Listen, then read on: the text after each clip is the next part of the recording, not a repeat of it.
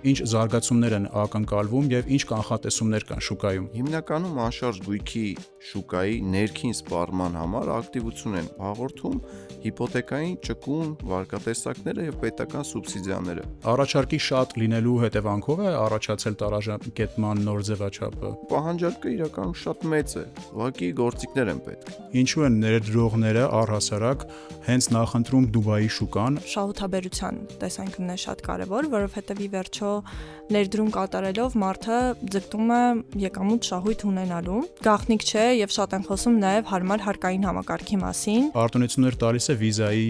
պարագայում։ Մարդը հնարավորություն է ստանում ոսկե վիզա ունենալու։ Ինչպես են ձևավորվում գները Հայաստանում։ Գները նախ եւ առաջ ձևավորվում են շուկայից։ Ինչ առավելություններ է տալիս ասոցիացիան։ Ասոցիացիայի բոլոր անդամ ընկերության գործակալները կարողանում են տեսնել, որ գործընկեր ընկերությունը նման գույքի վաճառքով է զբաղվում։ Մեր վաճառքի մասնագետները պարբերաբար մասնակցում են ասոցիացիայի կողմից կազմակերպվող տրեյնինգներին։ Կարծում եմ, որ շատ կարևոր առաքելություն ունի ասոցիացիան։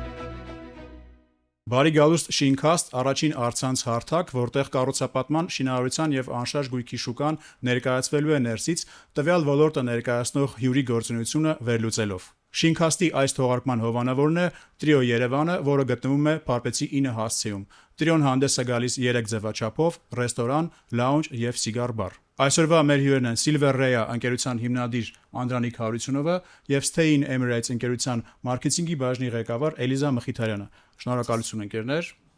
Ողջունում եմ ձեզ։ Քանի որ Հայաստանում բնակելի համալիրների կառուցումը շատ ակտիվ փուլում է, Անդրանիկ ջան, ուզեմ խոսենք ապագայում ինչ զարգացումներ են ակնկալվում եւ ինչ կանխատեսումներ կան շուկայում։ Ողջույն Արեն ջան, շնորհակալ եմ ջերմ հյուրընկալության համար եւ ուրախ եմ լինել ձեր հաղորդման հյուրը։ Ձեր հարցը շատ հետաքրքիր հարց է եւ բազմաթիվ ընկերներ, քաղաքացիներ հարցնում են շուկայի ներկայիս իրավիճակի մասին, ապագայում ինչեր է սպասվում։ Տեսեք, այս պահին անշարժ գույքի շուկան ապրում է իր բնականոն կյանքով։ Տարիներ շարունակ պահանջարկի մեծ կուտակում կար հենց նորակառույց շենքերի մասով եւ ունեցանք եկամտահարկի վերադարձի մասին օրենքը եւ դա սկզբնական շրջանում այդքան էլ չէր կիրառվում եւ երբ որ սկսեց արդեն կիրառելի լինել լայն հասարակության շերտերի մոտ, եւ առաջացրեց մեծ պահանջարկ եւ այդ պահանջարկին այտենց արձագանքեցին արդեն կառուցապատողները, հետո խոշոր գործարարները եւ սկսեցին մեծ քաղաքաշինական նախագծեր ստեղծել եւ տարիներ շարունակ վերջի 5-6 տարին մեծ պահանջարկ կար նորակառույց բնակելի համալիրներում քաղաքացիները գնում էին բնակարաններ թե ներդրումային նպատակով թե իրենց կենցաղային պայմանները բարելավելու համար եւ ասեմ որ հիմա էլ այդ պահանջարկը շարունակվում է ակտուալ մնալ ուղղակի սուբսիդավորվող վարկատեսակը այդ եկամտահարկի վերադարձի մասին օրենքը Երևան քաղաքից դուրս եկավ տեղափոխվել է։ Այո, որոշակի նախագծեր կան, որտեղ դեռ այդ օրենքը գործում է։ Երևանամերձ համայնք այդ տարածքներում կիրառելի է եւ բազմաթիվ քաղաքացիներ այդ տարածքներում են գույք ձեռք բերում, իսկ Երևանում արդեն կառուցապատողների մոտ նոր պրոդուկտներ են առաջացել, այսինքն տարաժամկետ վճարումներ։ Նոր ձևաչափեր։ Այո։ Եթե նախկինում միջև այս օրենքի դուրս գալը հիմնականում տարաժամկետը տալիս են, կիրառվում էր միջև կառուցապատման ավարտը, հիմա արդեն 5-ից միջև 10 տարի կառուցապատողներ կան, որ մարման ժամկետ են տալիս քաղաքացիներին։ Այսինքն դա փոխարինում է եկամտահարկի վերադարձի օրենքին ինչ-որ չափով։ Այո։ Բազմաթիվ քաղաքացիներ այդ տարբերակով են արդեն բնակարան ձեռք բերում, թե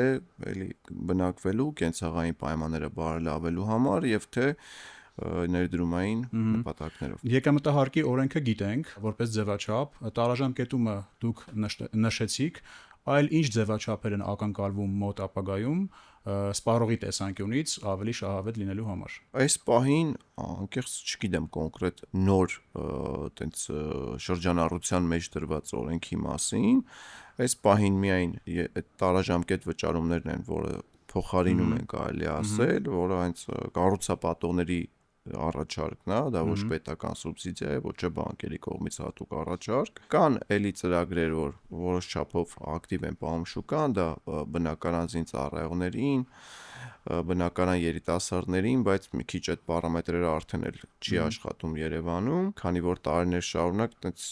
լուրջ թարմացումներ չեն եղել, այսինքն գները պահանջարկը փոխվել է տարիների ընթացքում, բայց այդ պարամետրերը գրեթե նույնն են մնացել։ Իսկ Անդրանիկ ջան, առաջարկի շատ լինելու հետևանքով է առաջացել տարաժամկետման նոր ձևաչափը, թե պլանավորվում էր ի սկզբանե։ Տեսեք, հիմնականում ցանկացած շուկա եթե ուսումնասիրենք, տարբեր զարգացած եւ զարգացող երկրներում հիմնականում անշարժ գույքի շուկայի ներքին սպառման համար ակտիվություն են հաղորդում հիպոթեկային ճկուն վարկատեսակները եւ պետական սուբսիդիաները։ Հիմա մեր մոտ տեղական բանկերը կարողանում են առաջարկել մաքսիմում 11.5-12 ամենաքիչ տոկոսադրույքով երկարաժամկետ հիպոթեկներ եւ դա այդքան էլ հարմար չի քաղաքացիների համար, քանի որ եկամտահարկի օրենքը կար, դա շատ լուրջ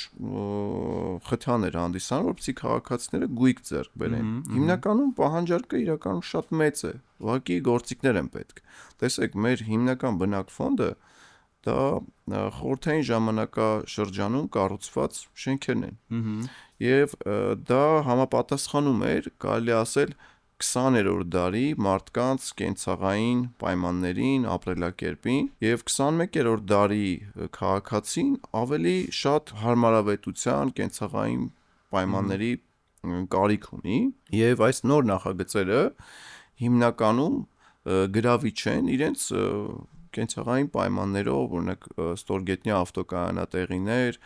շենքեր կան, որ ունեն բազմաթիվ ծառայություններ, որոնցից օգտվում են քաղաքացիները կամ ցանկանում են ապագայում օգտվել գույք ձեռք բերելով։ Այսինքն նոր ձևաչափը հավելյալ առավելություններ առաջարկելը, էկո համակարգեր ստեղծելը։ Այո։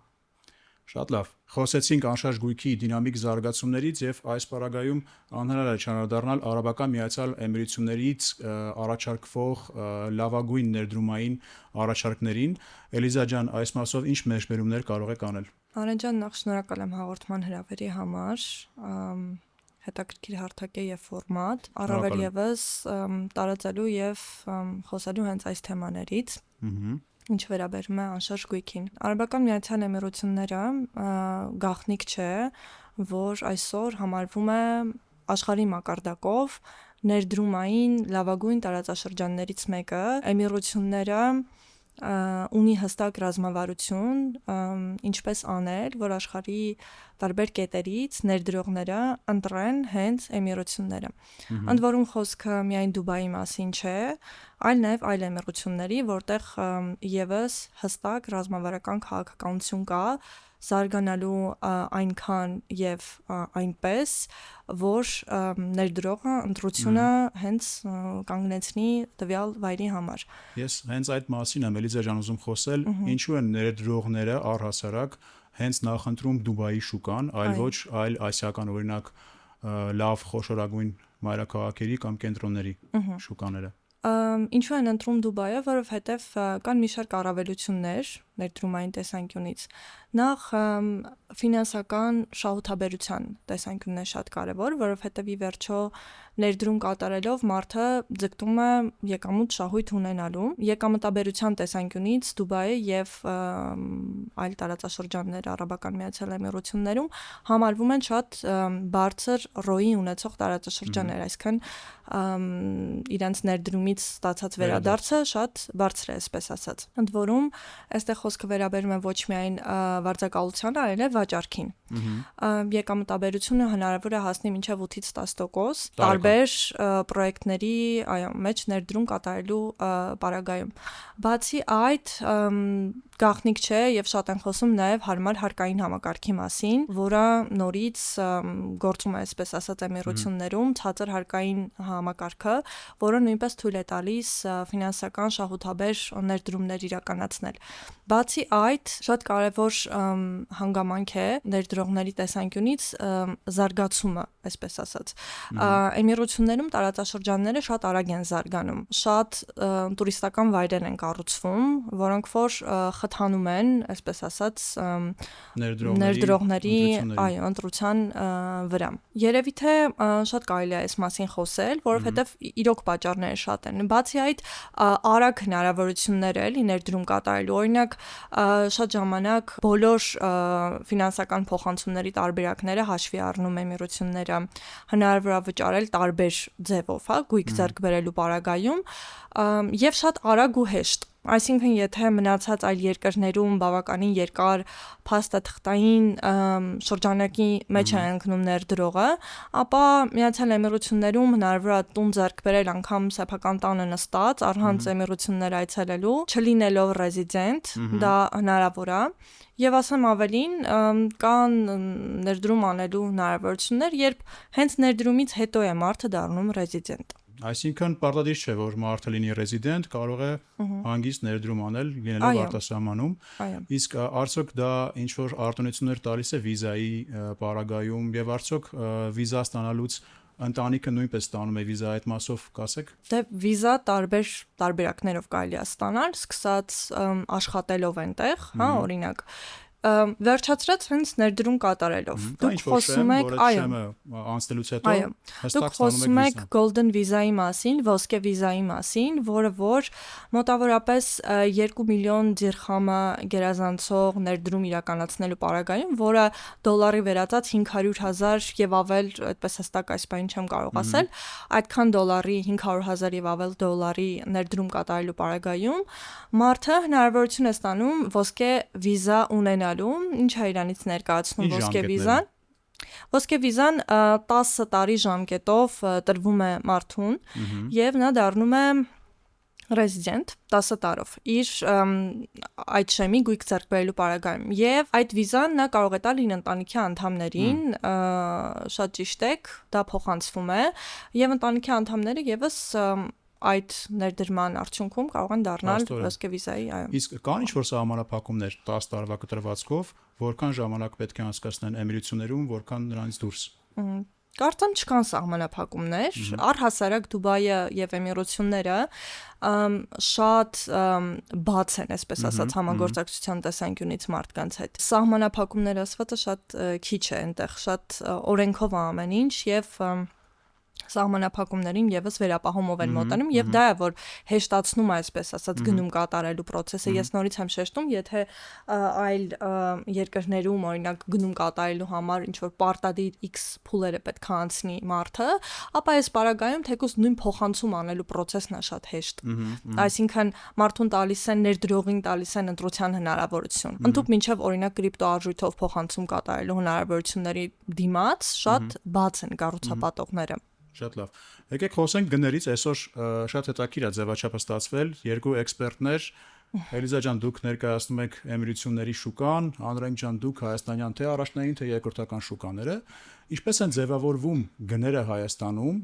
ինչ տատանումներ են դրանք ունեցել վերջին տասնամյակում եւ ինչն է դրանց պատճառահետևանքային կապը։ Կուզեմ Էլիզայի ասացին ավելացնեմ, որ Հայաստանի Հանրապետությունում արդեն նոր օրենք է շրջանառվում, եթե չեմ սխալվում, առաջին թերցմամբ ընդունվել է արտասահմանից հեռավար կարգով կարող են Հայաստանում գույք ձեռք բերել։ Այսինքն Հայաստանում էլ կարող են արդեն գույք ձեռք բերել լինելով դրսում։ Օտարերկրյա քաղաքացիները, այն քաղաքացիները, ովքեր մուտքի սահմանափակում չունեն, Հայաստանի Հանրապետություն հնարավորություն ունեն, այո, հնարավորություն ունեն այլ երկրից on-line հայաստանյան բանկերի միջոցով, նույնիսկ հիպոթեկով գույք ձեռք բերել Հայաստանի։ Արդեն կիրառվում է այդ օրենքը փաստորեն։ Շուտով կկիրառվի։ Շատ լավ։ Շատ լավ բարեկարգում եք կարծում եմ արտասահմանյան ներդրողների համար։ Ես ավելացնեմ Անդրանիկ ջան, որ Դուբայում այդ process-ը շատ հեշտ է, բարի ուղիղ իմաստով այդ պահին էմիրություններում չգտնվող մարդուց ակնկալվում է mail հեռախոսահամար եւ անձնագրի տվյալներ գույք ձեռք բերելու համար, անկեղծ այսքան ուղղակի։ Իսկ Էլիզա ջան, ճիշտ է, ես լսել եմ, որ կարող են cash գույք գնել անգամ $500,000 Դոլար հաջողությամբ։ Եվ ավելին, այսինքն ընդհանրապես էական չի գումարը, Դուբայը բացա քեշ ներդրողների այո համար, այնտեղ չի ստուգվում փողի ծագման աղբյուրը։ Ես չգիտեմ դա լավ է թե վատ, այս կտորով չեմ կարող բնականաբար կարծիք ասել, բայց այո, այդպես է։ Կրիպտո արժույթով կլինի փոխանցումը, փոխանցմամբ կլինի, հա, on-line տարբերակով կլինի, բանկով կլինի, հիպոթեկով կլինի, թե քեշով կլինի, լրիվ ընդունելի տարբերակներ է եմիրությունների շուկայում։ Պետության տեսանկյունից, որպես զարգացման ուղղություն, դա մեծ առավելություն է, որը հեշտացնում է ներդրողների քայլերը։ Բայց ասեմ, տեսեք, ճիշտ եք ասում, շատ լավ պայմաններ են գույք ձեռք բերելու համար, ուղղակի մեր պետությունն էլ միջազգային պարտավորություններ ունի, եւ դա հենց միայն պետության կողմից չի, կարծում եմ, որ օրինակ մեր մոտ 300,000 դրամից ավել ցանկացած գործակ պետք է փոխանցումով լինի։ Իսկ եթե չեմ սխալվում, 3 կամ 4 միլիոն դրամից ավել ցանկացած գումար փոխանցելուց կամ հաշվին դնելու համար պետք է ծագման աղբյուր ցույց տան։ Դա փողերի լվացման դեմ համաշխարհային պայքարի շրջանակում։ Համաձայն եմ, բայց խի դա չի կիրառվում Դուբայում այդ բառերը։ Տեսեք, այս երկրի հնարավորություններից է գալիս։ Մեր երկրի հնարավորությունները։ Եթե այդ օրենքը կիրառում են, ներդրումները շատանում են, ճիշտ է։ Եվ երկրի հնարավորությունները նույնպես շատանում են։ Ոչ, Արեն ջան։ Տեսեք, մենք տարբեր միջազգային կառույցների անդամ ենք հանդիսանում, նույն Էմիրատները կարան այդ պարտավորությունները չվերցնեն ու ոչ մի սանկցիաներ չունենան։ Օրինակ մեր պետությունը կարա նման պարտավորությունների տակ չմտնի եւ որոշակի վերապահումներ լինեն խոշոր միջազգային արենաներում, եթե չեմ սխալվում, դա շատ տարիներ առաջ վերցած պարտավորություններից մեկն էր եւ հիմա արդեն կիրառվում է այստեղ։ Վերջերս նաեւ Անդրանիկ ջան, անշարժ գույքի գործակալությունների ասոցիացիան էր այս թեմայով սեմինար կազմակերպել, փողերի լվացման դեմ պայքարի մասով, հա, այդ սեմինարին ես մասնակցում էի, ու շատ հետաքրքիր էր մեխանիզմները, թե ինչպես պիտի պայքարել այդ լվացման, փողերի լվացման process-ի հետ, ու թե ինչու են ամեն դեպքում պետությունները ворթեգրում այդ քաղաքականությունը, հա։ Մի քիչ դրա համար զերծ մնացի պատասխանելու այդ հարցին, որովհետև դա էմիրությունների ворթեգրած քաղաքականությունն է, բայց մենք գործ ունենք մի պետության հետ, որին դժվար է համեմատել X այլ փոքր պետությունների հետ եւ հավասար պայմաններ չեն նաեւ համեմատելու համար, էլի դրա համար այս մասով մի քիչ առնվազն պետքա շեյխից հարցնել։ Ինչի են իրանք այդ որոշում կայացրել։ Շեյխի հետ մոտ եք դուք։ Դեռ ոչ։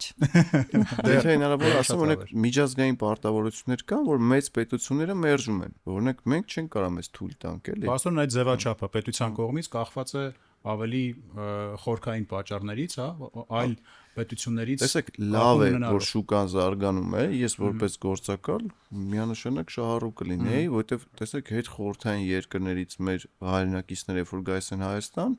եւ որ ցանկանում են գույք ձեռք բերեն, այդ փողերի ծագման աղբյուր հիմնականում չեն ունենում։ Օրինակ նույն այդ ռուս-ուկրաինական պատերազմը, որ սկսեց, բազմաթիվ հայեր, որ նույն ռուսներն է, որ գայս էին Հայաստան կանխիկ գումարով, բիտքոինով, միջոցներով չէին կարողանում, հա, որտեղ ծագման աղբյուր էր պետք, եւ շատերը շատ լուրջ խոչընդոտների առաջ էին կանգնում։ Բայց երբ որ նայում ես պետության ворթեգրած քաղաքականության շրջանակներում, հասկանում ես, որ դա պետական շահ կա, այնտեղ միջազգային պարտավորություններ կան։ Ես եթե չեմ սխալվում, անգամ Ամերիկան ունի այդ փողերի լվացման դեմ պայքարի նախագիծը, անգամ Ամերիկայի նման մեծ պետությունը ունի այդ պայքարի, այսինքն չենք կարող ասել էլի ինչու են որոշում կայացրել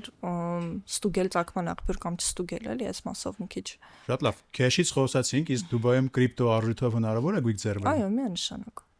Եղել են кейսեր եւ դուք առնչվել եք։ Այո, կրիպտո արժույթով Դուբայում լրիվ հնարավոր է փոխանցում կատարել։ Ներդրողները բաց են այդ ընտրության տեսանկյունից, եթե ուզում են կրիպտոյով փոխանցում անել, կարող են կրիպտոյով փոխանցում անել։ Շատ լավ։ Անդրադառնանք գնագոյացմանը, ընկերներ, ինչպես են գները ձևավորվում թե Դուբայում, թե հայաստանյան շուկայում։ Ցանկացած երկրի անշարժ գույքի շուկայում գները նախ եւ առաջ ձևավորվում են շուկայից։ Շուկան է թելադրում գները։ Այսինքն ըստ պահանջարկի են ձևավորվում։ Եթե նույն Դուբայի շուկան ուսումնասիրենք, տարիներով հետ գնանք, այլ գներ էր լրիվ,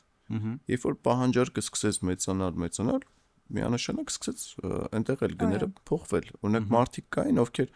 գույք են ձեռք բերել, օրինակ 5 տարի առաջ, հիմա այդ գույքի կապիտալիզացիան 200-300% է դարձել, բայց այսօր չենք կարող խոստանանք այդ գույքի այսօրվա գնորդին այդ կապիտալիզացիան, որտեղ այդ շուկան արդեն իր այդ տրամպլինը հաղթարել է, նույնը օրինակ Հայաստանում, եթե գնանք 5-6 տարի առաջ, միջև այս պահանջարկը, որ այսպես մեծացավ, պայմաններ ստեղծվեց կամ տարբեր պատճառներ եղան, չէ՞, օրինակ նույն ռուս-ուկրաինական պատերազմի այդ երկու հոսքերը, որը տատանումների պատճառ է։ Իհարկե, եթե հետ գնանք 4, 5, 6 տարի առաջ, գույքեր կան մարդիկ, որ գնել են 100%-ով արժեքը փոխվել է, բարձրացել է, օրինակ մարդիկ կան $50,000 համարժեք դրամով գույք են ձեռք բերել, այս գույքը 120,000 արժեք։ Կա որևէ օրենսդրական մարմին կամ օրենք կամ Դուբայում կամ Հայաստանում, որը այս գործունեությունը գների հետ կապված կարողանում է վերահսկել։ Չէ, տեսեք, դա չի կարա լինի։ Դա ազատ շուկայական հարաբերություններ են։ Ոչ մեկ չի կարա մարդուն ասի, դու քո սեփականությունը այս արժեքից ավել իրավունք չունես վաճառել։ Եթե տես բան լինի, այդ շուկան կքանդվի միանգամից։ Շատ լավ, իսկ ինչ ենթակառուցվածքներ կան, որոնք կարող են օգնել ապագայում բնակելի համալիրների ավելի արդյունավետ եւ արագ վաճառքին, որոնք այսօր չկան, թե Հայաստանում, թե Դուբայում։ Առհասարակ շուկայի գույքերի իրացմանը խթանում են նախ պետական քաղաքականությունը, պետության կողմից իր շուկայի բրենդավորումը միջազգային շուկաներում, օրինակ նույն Էմիրատները բրենդավորել են իրենց։ Ի՞նչն է կատի ունեք բրենդավորում ասելով։ Տեսեք, պետական քաղաքականություն կա, նույն այդ վիզաների տրամադրումը, ու մենակ այդ վիզաները ստանալու համար չեն գնում մարդիկ։ Ինչքանով է դա զուգահեռական Հայաստանի պարագայում, Անդրանիկ ջան։ Հիմա ասեմ, այդ նույն վիզաները, երբ որ մարդիկ ստանում են, այդ երկրում օգտվում են տարբեր արտոնություններից, կրթական, առողջապահական, աշխատանքային, բիզնեսի, հարկային արտոնություններ են ունենում։ Այդ արտոնությունները տալով պետությունը վաճառում է իր անշարժ գույքը իր պետության իր տարածքում գտնվող եւ դա տնտեսական լուրջ ակտիվություն է բերում։ Այդ ցանկացած քաղաքաշինական նախագիծ, երբ որ կառուցվում է, վաճառվում է, միջև իր ֆինիշինգ, ինքը շատ լուրջ մուլտիպլիկատիվ էֆեկտ է ունենում տնտեսության վրա, որտեղ մի համալիրի վրա աշխատում են բազմաթիվ ընկերություններ, սկսած նախագծող, դիզայներ, վերանորոգում անող կահույքագործներ, ընկերություններ, որոնք պատուհաններ են արտադրում, վաճառող ընկերություններ, ովքեր ծառայություն են մատուցում այդ գույքը վաճառելով։ Անդրանիկը բավականին տեղյակ է էմիրությունների շուկայից։ Ես սպասում եմ միայն ավարտի էմիրությունները Անդրանիկը։ չեն, ամբողջ աշխարհում է այդպես, էլի։ Իսկ դուք ինչ կնշեք կոնկրետ էմիրությունների շուկայից։ Գնագոյացման մասին երևի խոսեմ մի փոքր, ոնց է այնտեղ գինը գոյանում, որովհետև ամեն դեպքում էլի նշեմ, որ սա համեմատական կարգով չեմ ասում, որտեղ բացարձակ համեմատելու շուկաներ չեն, այս երկու շուկաները։ Դուբայում տան գինը մի քանի գործոններից է կախված գոյանում է, ինչպես է գոյանում։ Առաջինը դա տարածքն է, որ հատվածում է, էմիրության որ հատվածում է կառուցված, շենքը, այսպես ասած, որովհետև կան տարածաշրջաններ, որտեղ ավելի թանկ է, բնականաբար օրինակ ամենապարզ եւ հայտնի Downtown-ի շրջակայքը, չգիտեմ, Business Bay-ը, Greek Harbor-ը, Marina-ն, հայտնի, այսպես ասած, բոլոր այդպիսի վայրերում ավելի թանկ են տները բնականաբար։ Այս պահին օրինակ շատ ակտիվ շինարարության փուլում է Ras Al Khaimah էմիրությունը, որտեղ 2027 թվականին բացվելու է աշխարհի ամենամեծ կազինոն, այնտեղ շատ ակտիվ շինարարություն է գնում եւ այնտեղ արդեն իսկ off plանում, այսինքն առաջնային շուկայում առաջարկվող տները իրենք շատ թանկարժ են։ Ինչու, որովհետեւ այն նախագիծը, որը որ առաջարկել է էմիրությունները աշխարհին, այդ կազինոյի բացմամբ, այսպես ասած, շատ մեծ արտոնություններ է տալիս, այսպես ասած, այդ կղզին Ալմարջանը, որտեղ որ կառուցվում է Wynn կազինոն, իր վրա ներդրված գումարը մոտ 2 անգամ գերազանցում է Բուրջ Խալիֆայի վրա ներդրված գումարից, որ պատկերացնեք ինչքան գումար է այդտեղ ներդրվում։ Ակնկալիքները այն է, որ Ras Al Khaimah-ն պիտի դառնա Լաս Վեգասից ավելի շատ տուրիստներ ընդունող վայր եւ այդ կազինոն աշխարհում նախատիպը չունեցող 7 հաստղանի կազինո լինելու եւ բնականաբար սա եթե նաեւ զուտ մարքեթինգի տեսանկյունից անգամ նայենք մերձավոր արևելքում չկա առհասարակ նմանատիպ խաղատուն, ես չգիտեմ առհասարակ կա թե չկա, որտեղ մերձավոր արևելքի մասն ենք ամեն դեպքում խոսում, բայց Էմիրություններում դա արդեն կառուցվում է։ Ասեմ ավելին 27 թվականին միաժամանակ նաև ոչ այդ մեծության, բայց նաև Աբու Դաբիում է բացվելու խաղատուն, որը եւս էլի մեծ տուրիստական հոսք է, այսպես ասած, ունենալու։ Բացի այդ Աբու Դաբիում տարածաշրջանում առաջին Disneyland-ն է կառուցվում, որը եւս,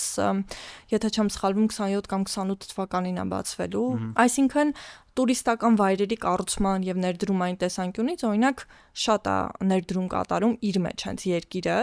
ու դա նպաստում է գների գոյացմանը, այսինքն օրինակ որքան խաղատանը մոտ լինի, որքան Disneyland-ին մոտ լինի, բնականաբար գինը ավելի բարձր է լինելու։ Բայց գլխավոր առանձնահատկությունը Դուբայի շուկայի դա այն է, որ այստեղ ավելի պոպուլյար են առաջնային շուկայի կամ այսպես ասած off-plan-ի տները, որոնք որ դեռևս կառուցման փուլում են վաճառվում կամ օրինակ հայտարարում է, որ launch-ա լինելու պրոյեկտի, թողարկումն է լինելու պրոյեկտի եւ այդ ժամանակ մարդը ներդրում կատարի եւ արդեն օրինակ 1 տարի հետո դրա գինը 30%-ով կամ ավելի բարձր տոկոսով կարա բարձրանա, այսպես ասած, ու մարդը կարա օրինակ վերավաճառի, դեռ շենքը օրինակ չհանձնած տարբերակում։ Այս մասով շատ կարևոր է նաեւ թե շենքը, քանի որ Դուբայում այսպիսի մի հետաքրքիր բան կա, հիմնականում ոչ թե շենք են վաճառում, այլ կենսակերպ, այսպես ասած։ Շենքերում որքան առավելություններ կան, այդքան բնականաբար ավելի թանկարժի տունը, հա, չգիտեմ, լողավազան, մարզասրահ, յոգայի սրահ, չգիտեմ, խանութներ եւ այլն եւ այլն։ Շատ կան այսպիսի բաներ։ Այո, չէ։ Կարծում եմ, հա, Անդրանիկը նշեց նաև, որ հիմա կենցաղի մակարդակի մասով շատ մեծ ուշադրություն են դարձնում։ Այնտեղ ես ապրելով կասեմ, որ իրականում այնտեղի կենսակերպը տեսնելուց հետո մի քիչ ավելի դժվար է լինում վերադառնալ ավելի քիչ պայմաններ առաջարկող վայրի, հա, կենցաղ վայրի տեսանկյունից։ Դրա համար ես շատ ուրախ կլինեմ, որ օրինակ Հայաստանում, Երևանում հենց այդպիսի պրոյեկտներ լինեն,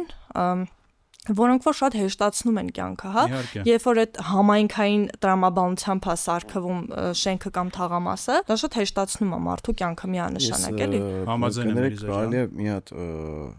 ավելացնեմ էլի ձեր ասացին, տեսեք, շատ ճիշտ է նշվում լոկացիան, այդ լոկացիան բոլոր երկրներում էլ Երևանում նույնպես թեկուզ բարձով բնակարանի համար։ Ավելի շատ նայեք ինչն է, որ ասում եմ պետության բրենդավորումը, օրինակ Դուբայում բիզնեսի համար հարկային այլ քաղաքականություն է գործում։ Այո, ճիշտ է։ Դուբայում օրինակ նույն այդ փողերը, որ հոսքը գնում այնտեղ, ոչ մեկից չեն հարցնում դա քեզ որտեղից։ Այսինքն ինքը պայմաններ է ստեղծում, որպեսզի փող ունեցող մարդիկ գան եւ այդտեղ բիզնես ստեղծեն, բիզնեսով զբաղվեն։ Այդ լավ շենքերը, լավ կենցաղային պայմանով, եթե վերցնենք ու գնանք Աղվանստանում մի հատ հողակտոր առնենք ու աշխարհի ամենալավ շենքերը այդտեղ կառուցենք, ոչ մեկ չի գա ապրի։ Իսկն պետության քաղաքականությունը պետք է միտված լինի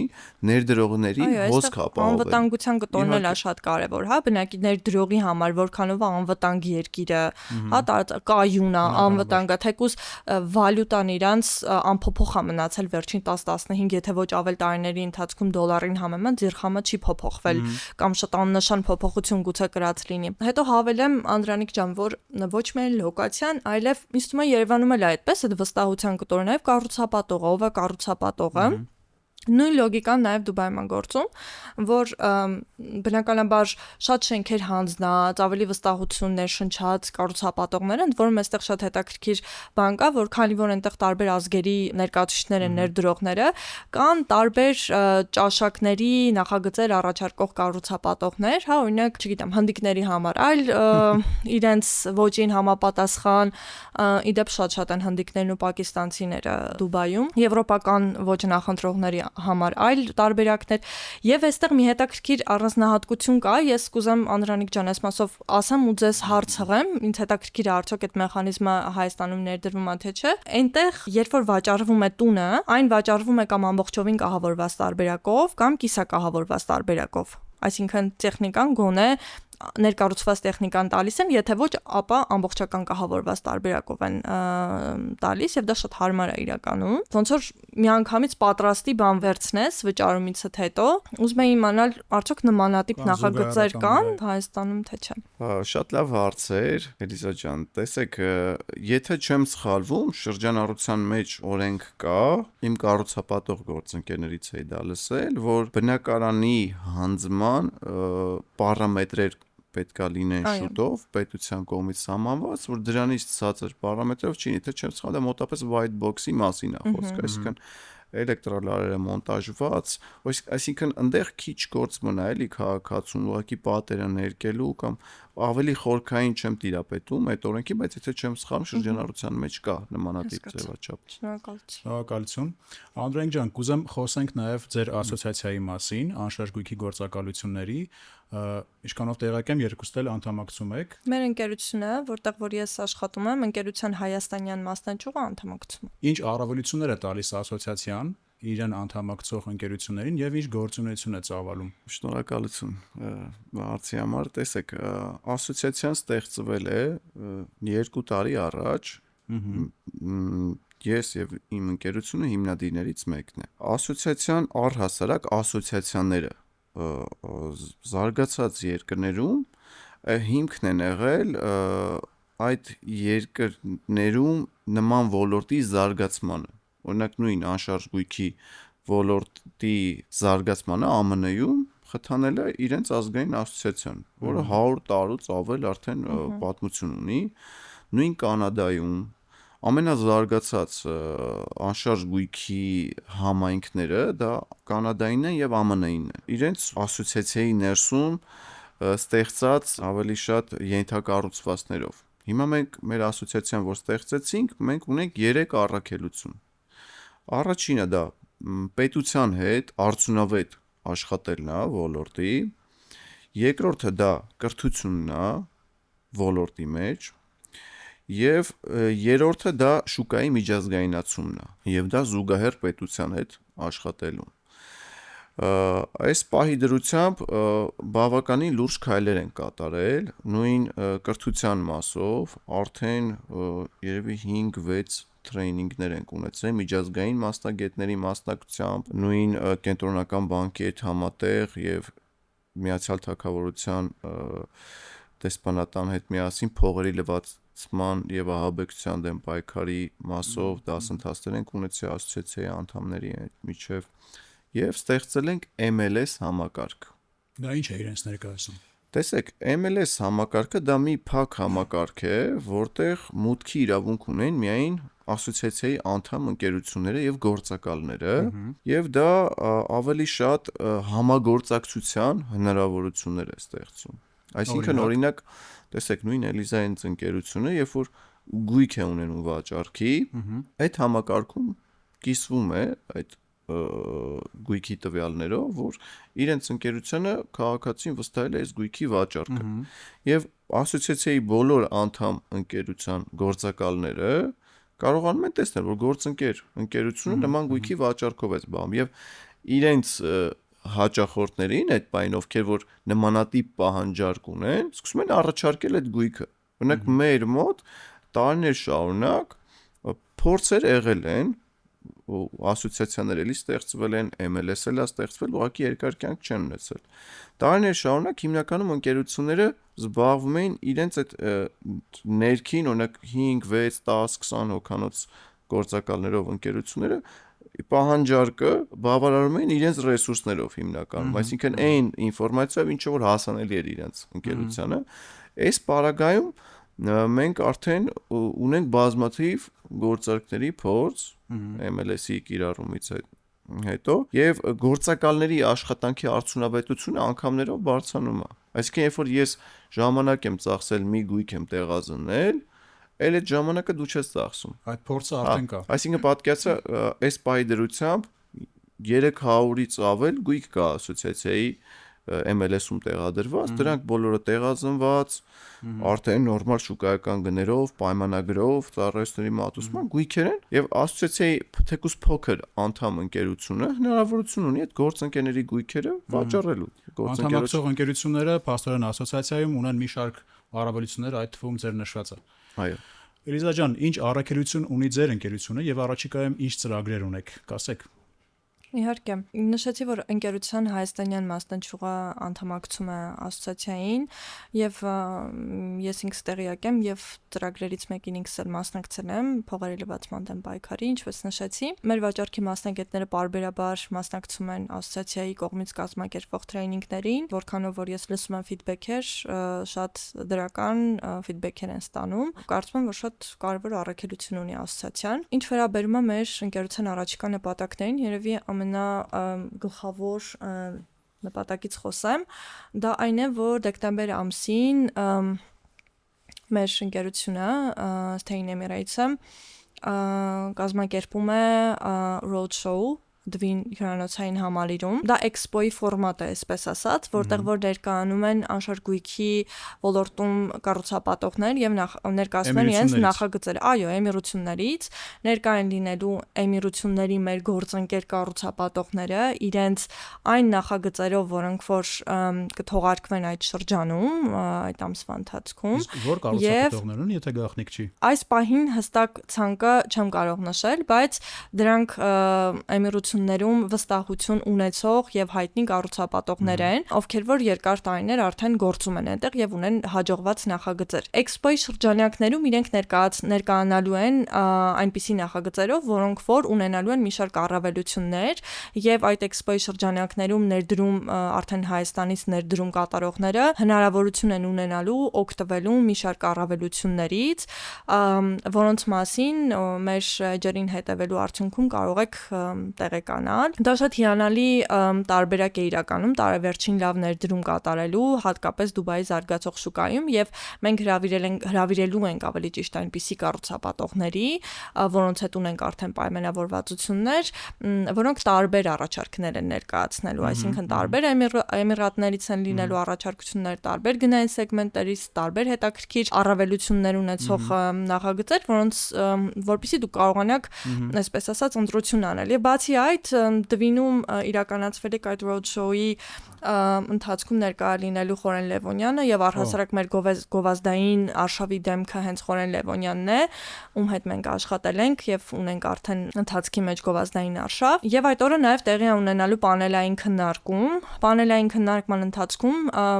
ոլորտի էքսպերտները ներկայացնելու են Դուբայում եւ առհասարակ էմիրություններում ներդրում կատարելու առավելությունները։ Խոսելու են lease հողից, freehold-ից եւ շատ այլ հետաքրքիր թեմաներից, որ մեկ հարթակում ներդրումներ ցանկացողները գան եւ ծանոթանան պայմաններին եւ օգտվեն այդ օրերի բացառիկ առավելություններից, ճիշտ եմ ասում։ Այո, օգտվեն եւ իմանան։ Շարունակական է լինելու արդյոք այս միջոցառումը, թե։ Այո, մեր նախագծերում կա, որ նմանատիպ էքսպոներ շարունակական են։ Իսկ փակ միջոցառումը, Էլիզա ջան։ Դեկտեմբերի 12-ին, 13-ին եւ 14-ին են տեղի ունենալու էքսպոները, 12-ը լինելու է փակ միջոցառում, դա մեր ընկերության էքսկլյուզիվ հաճախորդների համար է, իսկ 13-ին եւ 14-ին ժամը 5-ից սկսած